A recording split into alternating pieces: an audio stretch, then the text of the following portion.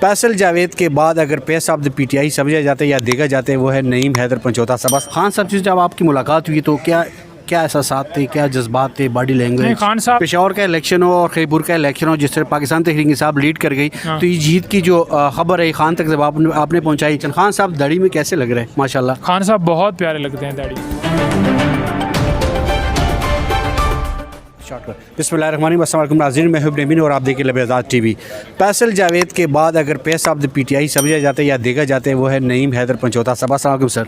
वालेकुम अस्सलाम जनाब, कैसे हैं आप? सेनेटर फैसल जावेद के बाद अगर कोई देखा जाता है या समझा जाता है तो वो आप हर मौके पर आप खान को डिपेंड कर रहा है और पाकिस्तान तहरीक इंसाफ को डिपेंड कर रहा है, क्या कहेंगे आप? देखें, फैसल हमारे बड़े प्यारे भाई हैं और इस तरह से नहीं है कि फैसल भाई को कम्पीट किया जा रहा है, बल्कि हर बंदे की कोशिश होती है कि एक बंदा सच्चा खड़ा है और उसके साथ दिया जाए ताकि जो सच्चाई का साथ देने वाले लोग होते हैं वो हमारे माशरे में उनको एक इज़्ज़त मिलती है।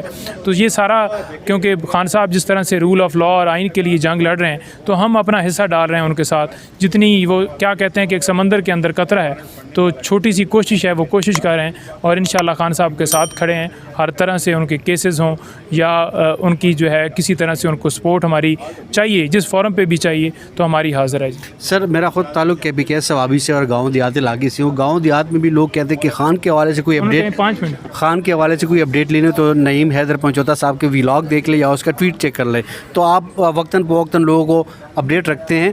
खान साहब से जब आपकी मुलाकात हुई तो क्या एहसासात थे, क्या जज्बात थे, बॉडी लैंग्वेज? खान साहब ने ये खुद ड्यूटी लगाई है जी। उन्होंने जब वो जेल से बाहर थे और इंशाल्लाह दोबारा जल्दी बाहर आएंगे, उस वक्त उन्होंने खुद ड्यूटी लगाई थी कि आपने अपडेट करनी है मेरे केसेस के हवाले से। तो मेरा काम है, मैं उनका स्पोक्स पर्सन हूँ लीगल अफेयर्स का। मैं हर रोज़ मेरी ड्यूटी है, मैं ड्यूटी अपनी अदा करता हूँ और लोगों को बताता हूँ कि ये केस है, इसके अंदर क्या चीज़ है, क्या इसके फैक्ट्स हैं, क्या इसके लीगल पहलू हैं और किस तरह से उनके साथ नाइंसाफ़ी की जा रही है। पेशावर का इलेक्शन हो और खैबर का इलेक्शन हो, जिस तरह पाकिस्तान तहरीक इंसाफ लीड कर गई, तो ये जीत की जो खबर है खान तक जब आपने पहुंचाई तो बहुत खुश हुए थे। उन्होंने कहा कि अच्छा जीत गए। मैंने कहा जी जीत गए हैं। तो खान साहब बड़े खुश हुए क्योंकि खान साहब की एक स्ट्रगल, एक मेहनत, उन्होंने इतना टाइम जो है वो यही चीज़ करने के लिए कि आपने हक़ का साथ देना है, एक पूरी लाइफ उन्होंने गुजारी है।